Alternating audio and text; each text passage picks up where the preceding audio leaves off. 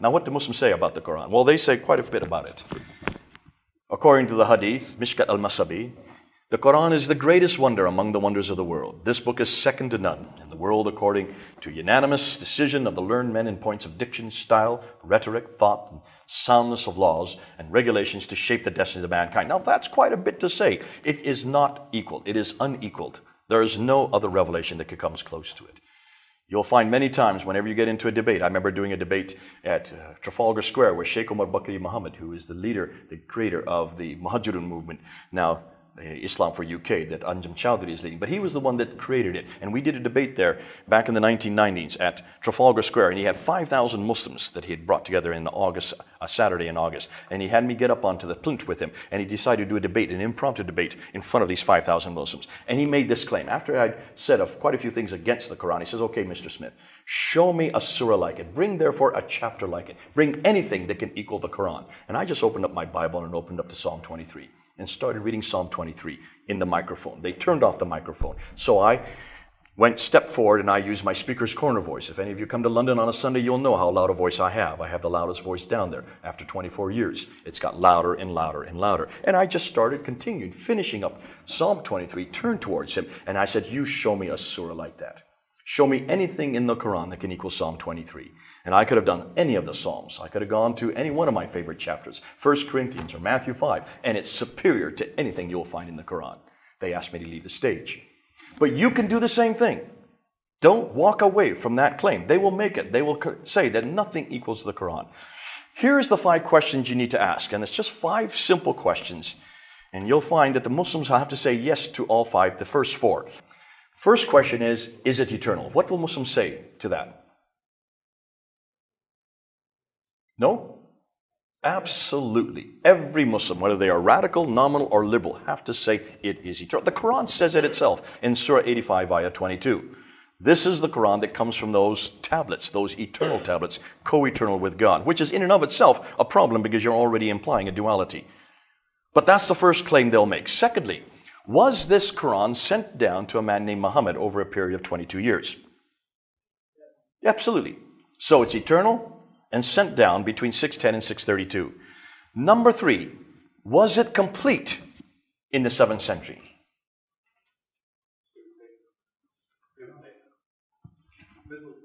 Absolutely. Every Muslim, whether they are radical, nominal, or liberal, will say, well, maybe the liberals won't. But there's very few liberals left anymore. Almost all of the Muslims, 99%, will say absolutely. It was compiled during the time of Uthman in 650, roughly 18 years after Muhammad's death. So, eternal, sent down, complete.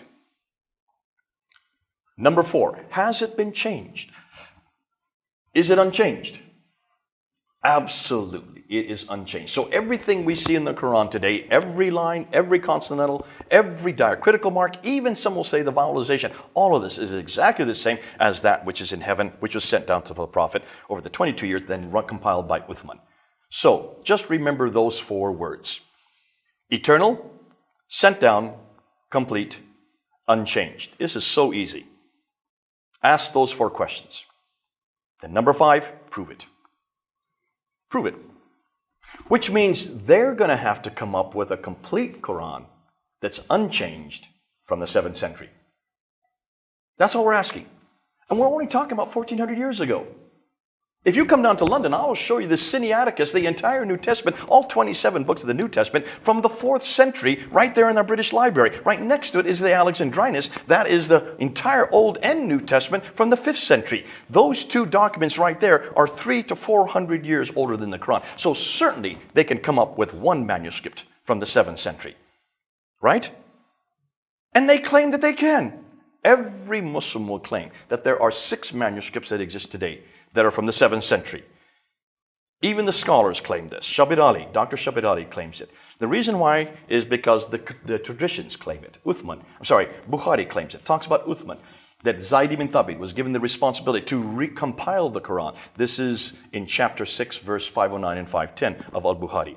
And that he was to correct it, and if there's any missing text, he was to put it together, and they were to rewrite the Quran. If there was any disagreement, they were to use the Qurayshi dialect, and then they were to burn all the other manuscripts, which is troubling in and of itself, and then they were to make 4 copies and send it to the 4 major cities. One was left in Medina, one was sent to Basra, one was sent to Baghdad, one was sent to Damascus. So Medina, Basra, Baghdad, and Damascus are where the 4 copies were sent. Those are known as the Mus'hafs. Those are the original Uthmanic codices. Every Muslim that I talk to, especially in Britain and here in Europe, will know that. Okay? So, just take a look at the world that we're talking about. That's the map I showed you earlier. You can see where Basra is. You can see where Baghdad is. There's Basra there. There's Baghdad. There's Damascus. It's right up in there. And then, of course, Jerusalem and Cairo and Medina is down here. So those are the 4 areas where the 4 codices were sent. Now, they've owned that land ever since. Except for Jerusalem, that land is still under their control. So there's no reason not to have those manuscripts today, right? Are you hearing me? I hope you're getting this part. Because every Muslim will say exactly what I've just said. So where are those original copies? That's what we want to know. Now, Muslims will say, well, you have the Topkapi Musaf, which is there in in Istanbul. You have the Samarkand in Tashkent. Dr. Shabir Ali, who is considered the world authority on this, and this is the debate I did last September. You can go up online and look at the debate in Toronto. I asked him, and he was very clear that the Topkapi, the Samarkand, and the Ma'il, the 3 of them, are Uthmanic, and they are complete and unchanged. So let's take a look. There's the Topkapi there on the left. If you look carefully, you'll see a blood mark. See the blood stain right there? That's Uthman's blood.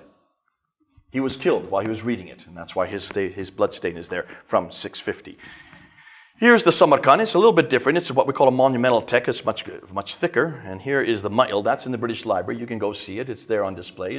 No one's running away from it. And if you take a look, you can see the script is different between those 2 texts. This is Kufic. This is from the Abbasid period, and this is Hijazi. So that would be from the time of the Umayyad period. When you look at the other 3 that are very important, you have the Petropolitanus, which is in Paris at the Bibliothèque Nationale, and then you have the Husseini manuscript, which is there in Cairo. That's also a monumental text. And then you have the most recent one, the most exciting one, the Sana manuscript, which was just discovered in 1975. I see you. Don't worry, we'll get it in time.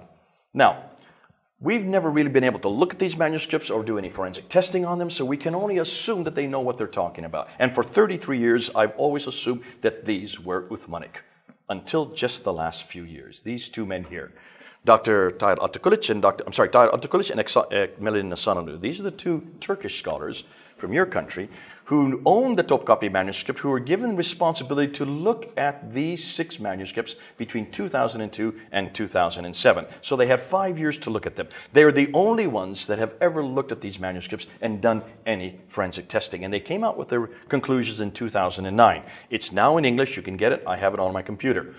Al-Musaf al-Sharif is the name of the text, all in English. All you need to do is read the introduction, the first 83 pages. And this is what they're saying. We have none of Uthman's Musafs, according to Ikmeluddin.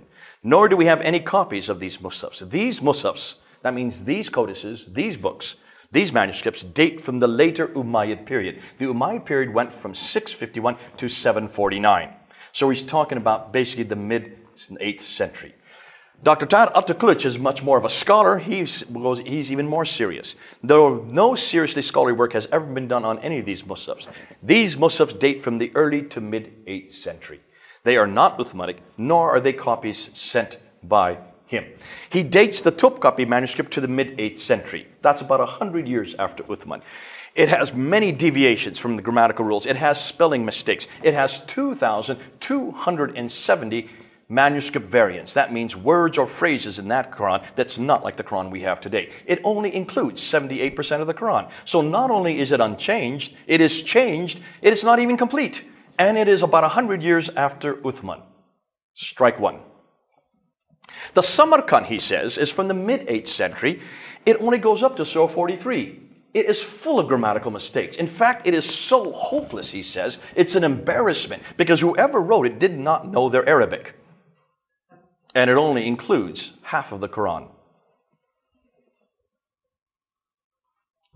Undisciplined spelling, different writing styles, scribal mistakes, copyist mistakes, written by someone with little experience, with later additions. He finally concludes it's an embarrassment. Don't even use it.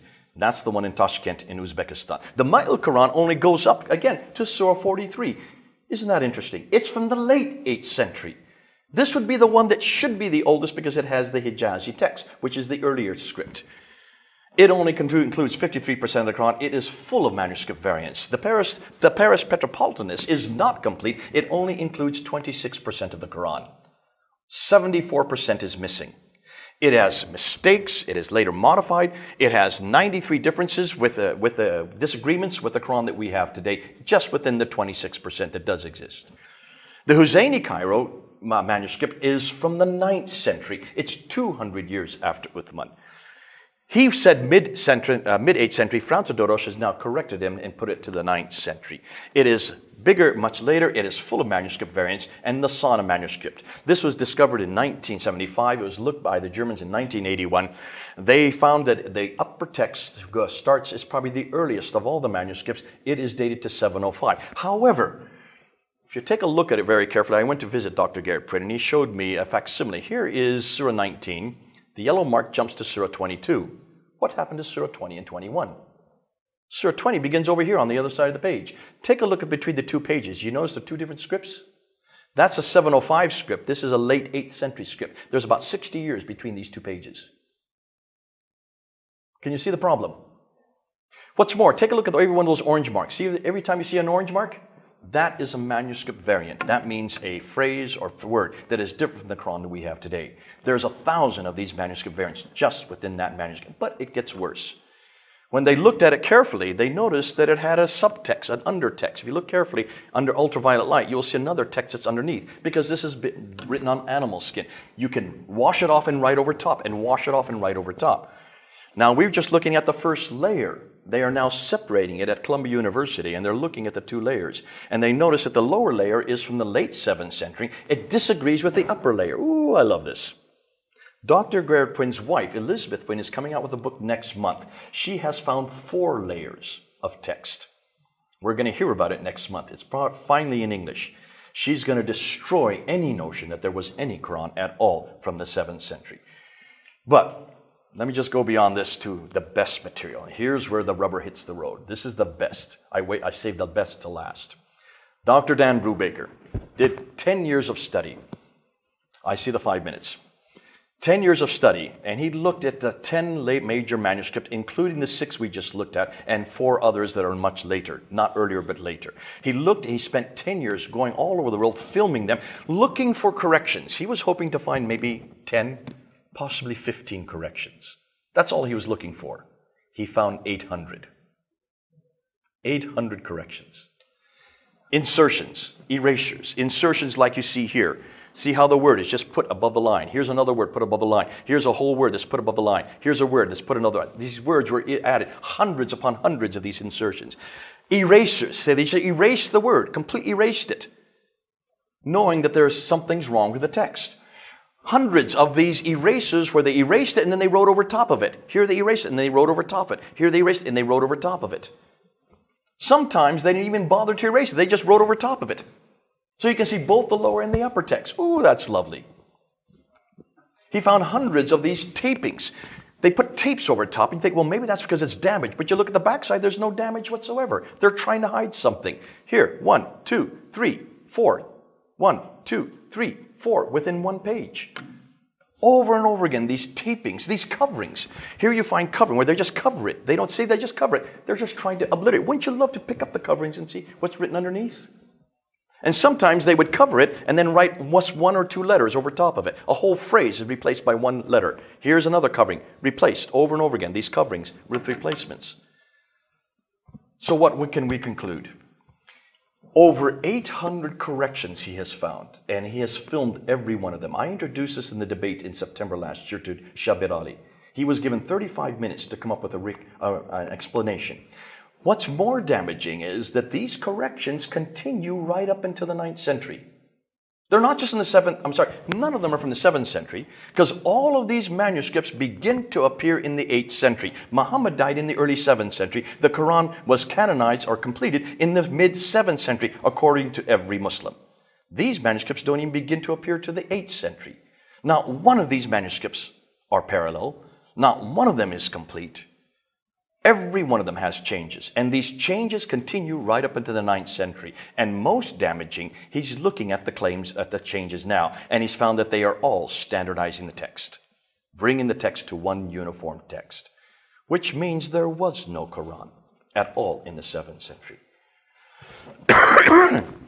No, and what's fascinating, we're not even talking about diacritical marks or vowelization. We're not talking about the dhamma or the kasr or the fatha. We're not talking about any of the dots. Those don't even begin to appear to the late 8th, early 9th century. We're talking about just consonantal text.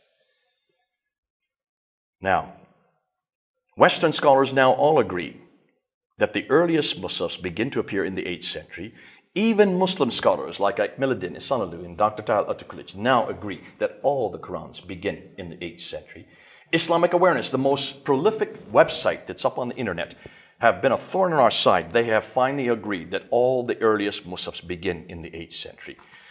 The latest research shows that even those mushafs have 7 forms of corrections dating up until the 9th century. Therefore, I conclude, since Muslims cannot prove that there are any complete manuscripts from the time of Uthman, the Quran is not eternal, was not sent down, was not complete, and is not the same. Ooh, I love this. See how easy this is? See, we would never make this claim as Christians.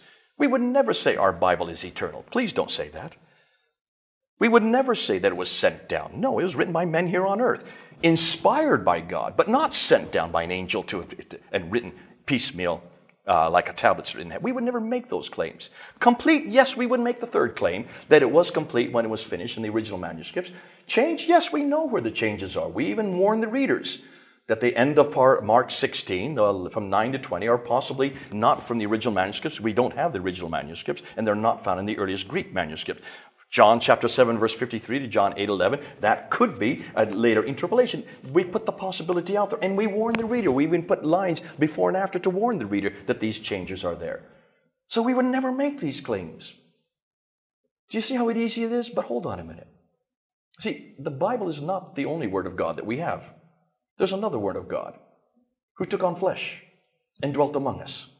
The Word of God, the Logos, right? Is He eternal? Was He sent down? Was He complete? Is He unchanged? Ooh, we've got what they're looking for. See, everything they want, we've already got. His name is Jesus Christ. Bring Him home. Bring Him home. Now, let's just finish. I see I have to summate this real quickly.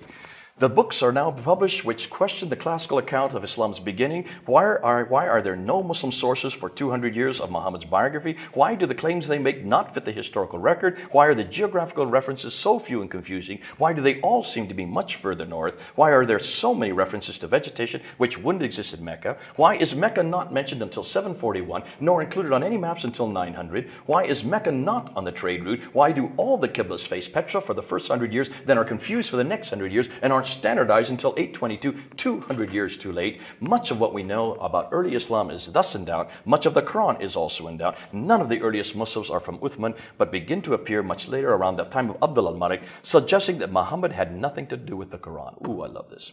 And that's what I said at the debate. Shabir Ali got angry. And he said, I hope you're saying this tongue-in-cheek. And I said, I am not saying it tongue-in-cheek. It looks like Muhammad had nothing to do with the Quran. Therefore, who is Muhammad and what is his purpose? Please don't you say that, let me say it, okay? It's up on YouTube. That debate that we did in September, now 80,000 people have watched. And this is bringing people to the Lord. Because this same question was asked of our Bible in the 1800s. These questions were all confronting our Bible. Documentary hypothesis, redacted criticism, source criticism. We have answered every one of those criticisms. We're now applying the same criticisms to the Bible, and we're bringing people home. God bless you. We need to stop there. We need to put it on.